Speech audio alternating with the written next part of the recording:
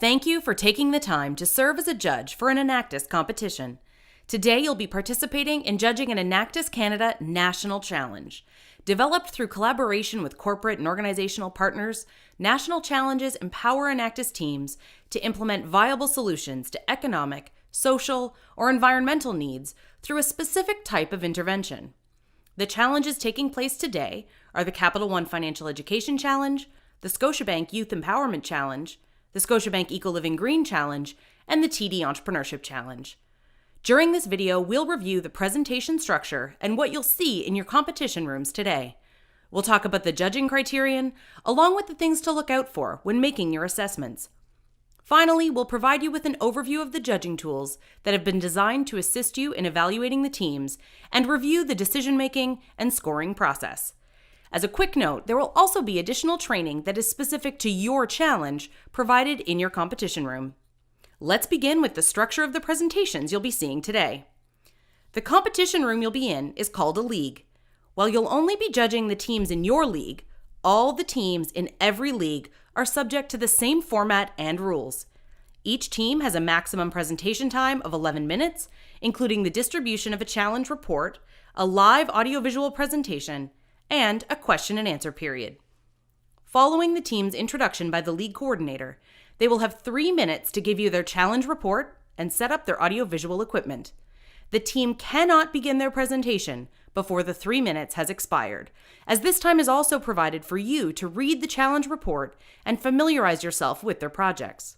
Following the setup time, the team has up to 5 minutes for their audiovisual presentation. Please note, teams are not required to use the full 5 minutes, and there is no penalty for finishing early. The league coordinator in your room will monitor the time and cut off the team if they exceed the 5-minute time allotment.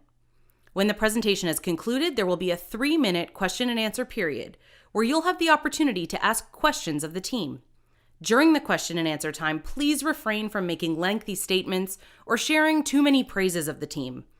Time is limited and other judges may have questions, so please focus your remarks on asking concise questions directly related to the team and its activities. A final note regarding the presentation structure. Teams are not allowed to distribute any materials to the judges other than the standardized challenge report. If a team chooses to display materials, such as a product or a sample, during their presentation, the judges are not permitted to touch or keep the displayed materials.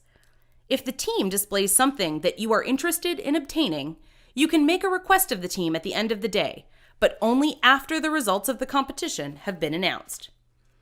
Now, please turn to page 5 of your judging handbook. It's a green page.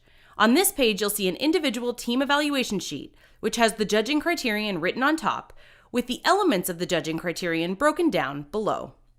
Every Enactus team worldwide works within this same framework of seeing opportunity, which includes conducting a thorough needs assessment, then taking action, which speaks to the team creating a business-based solution that they've implemented, and finally, enabling progress, which includes measuring and reporting direct and indirect outcomes, empowering their chosen target audience, and how well they've improved the livelihoods of the individuals they've worked with in an economically, socially, and environmentally sustainable way. For each section and the elements within them, the form provides a scale of excellent to insufficient for you to evaluate the success of the team in achieving the particular item. As each team presents, we recommend that you use this evaluation form to take notes and mark down your assessments in each area. Let's move to the first section of the criterion, where you'll assess the team's effectiveness in conducting a thorough needs assessment with their target audience. For this section of the criterion, you need to evaluate how well the team researched the challenge they were trying to address through both primary and secondary research. It is important prior to any project starting that a team fully understand the issue or issues they are trying to address. Beyond available data, teams should show that they spoke to and engaged their target audiences to gain a level of understanding and empathy. A needs assessment requires communication, understanding, and challenging long-standing assumptions about what outcomes people truly need. Teams should communicate to you what they learned from their needs assessment and how they took that information into account when designing their project. Just a quick note on the taking action portion of the criterion. While the other 4 components of the criterion are the same for all challenges, The taking action component is different for each challenge, as it speaks to the type of interventions the team took. More training on this particular portion of the criterion will take place in your judging room. So let's move on to the section Enabling Progress. The first section of this part of the criterion gets you to assess the team's effectiveness in measuring and reporting direct and indirect outcomes. Outcomes refer to the benefits or changes for individuals or populations during or after participating in program activities. They are influenced by a program's outputs. Outcomes may relate to behavior, skills, knowledge, attitudes, values, conditions, status, or many other attributes. They are what participants know, think, or can do, or how they behave, or what their condition is, what's different following the program. Direct outcomes refer to any outcomes achieved with individuals the team has worked directly with. Direct impact can be claimed when the project target audience takes the skills and/or knowledge they learn during the initial stages of the project and implement those skills or knowledge in their lives. Indirect outcomes, on the other hand, are any outcomes that were achieved with other individuals who may have interacted with the project but did not work directly with the team. For example, say a team works with 2 local coffee shop owners to improve their business model and increase sales, which makes it possible to hire 5 more people. The direct impact would be 2 individuals, the owners the team worked directly with, and the indirect impact would be the 5 people who were hired. For this section, here are a few tips on what to look for. First, understand the difference between outputs and outcomes. For example, while it might be impressive that a team ran 20 sessions with their target audience of 100 individuals, that in and of itself is merely an output. What Enactus is interested in is core outcomes. So you should be looking for how these workshops impacted the 100 participants. Did they learn a new skill? Are they empowered? How is their situation changed? Another thing to note is if the team is actually measuring the right outcomes for the needs they identified earlier in the challenge. Make sure the team's reported results actually address the challenge that was originally outlined and that they are measuring the right outcomes. In addition, please note that these outcomes should relate to the challenge you're judging.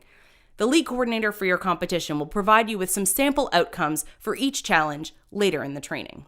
Please note that this year we have implemented standardized reports for all teams in all national challenges to ensure consistency amongst the teams. Because of this, you may notice metrics listed where the team has no results. Please do not penalize teams for this. We listed standardized metrics to help ensure teams were reporting on comparable information. So let's move on to the next part of the criterion on assessing the team's effectiveness in empowering people. To understand this section of the criterion, you might think of the proverb, give a man a fish and he'll eat for a day. Teach a man to fish and he'll eat for a lifetime. Teams directly empower individuals when the project beneficiaries take the skills and knowledge they learned during the initial stages of the project and implement them in their lives. A collaborative approach is key when working with the target audiences to ensure long-term empowerment solutions. To score well on this portion of the criterion, look to see if audiences have moved from dependency to self-sufficiency. That is, without the help of the team, could the target audience use their newfound knowledge to continue to improve their livelihood? The final portion of the criterion gets you to assess the team's effectiveness in improving livelihoods in an economically, socially, and environmentally sustainable way. This is in reference to the triple bottom line concept, also known as people, profit, planet, and is meant to illustrate that for a project or initiative to be truly effective and sustainable, it must make sense economically as well as socially and environmentally. To score well in this final area, when presenting to you, the team should show that they considered the 3 factors for each project and that no negative impact occurred in any of these areas. As you can see, the form also provides you space to give the team valuable insights or suggestions related to their projects and activities. There is also an optional section where you may give constructive feedback on the team's ability to communicate their results through their annual report and audiovisual presentation. We strongly encourage you to provide as much feedback as possible through these individual team evaluation forms.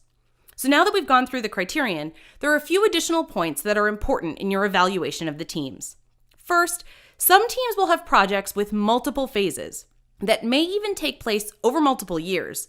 It's important to judge each team based on the results from the current academic year, not just on ideas, plans, or previous results. Projects that clearly demonstrate improved livelihoods should be evaluated significantly higher than those whose full impact has yet to materialize. It's not uncommon for teams to partner with other organizations on projects. However, it's very important that the team clearly defines the relationship they had with any partner organization and clarifies exactly what their role and contributions were, as well as the degree of impact they can legitimately and fairly take credit for. Third, teams are not required to conduct international projects. Although it may be impressive to see that some teams are able to impact those outside their home country, this mere international activity should not automatically warrant the team additional credit in your evaluation. Your focus should always be on the relevance, depth, and meaningful impact of the project, regardless of it being abroad or here in Canada. We strongly encourage you to seek clarification during the question and answer period if you feel any aspects of the team's projects, partnerships, or outcomes are not clearly defined in their annual report or live presentation.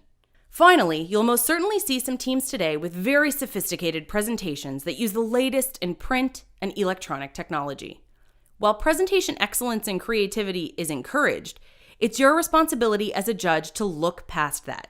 Your sole evaluation is to judge using the criterion provided to you. Now that we've gone through the criterion and individual team evaluation form, let's discuss the scoring process. The most important tool that can assist you with this process is the cumulative evaluation form, which is the yellow sheet near the back of your handbook. Before the first team presents in your league, please take a few moments to write in the names of each of the teams at the top of this form, in the order that they'll present in your room. Also, at the top of the form is an overall assessment legend, which you will use as a basis for final marks and rankings. After each team presents, you'll look at what you've recorded on the individual team evaluation form and give the team an appropriate mark on the cumulative evaluation form. For example, for Team ABC, if your assessment of conducting a thorough needs assessment with the target audience was that the team did excellent, then you'd enter an E in the relevant box for Team ABC on your cumulative evaluation form. This form, which we just reviewed, will serve as your guide to ranking the teams at the conclusion of the competition day. After the final presentation, you'll finish completing the form and use this information to give each team a ranking, with 1 being your first choice.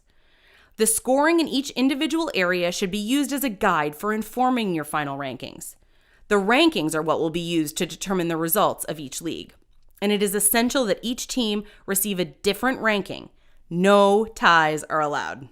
Once all the judges have completed their cumulative evaluation forms and ranked the teams, your league coordinator or a member of the Enactus staff will guide you through the final stage of the voting process to pick an overall winner from your league. It is very important that judges, league coordinators, and Enactus staff members not engage in conversation about the results before or during the voting process. The ranking of teams is an individual decision made by each judge. And please note that the results from the league must remain confidential until they're announced at the awards ceremony. So now that we've covered everything, we hope you are feeling comfortable in your role as an Enactus judge and are excited to hear the impact our students are having in the lives of others through entrepreneurial action. Thank you again for your attention and taking the time to serve in this critical role.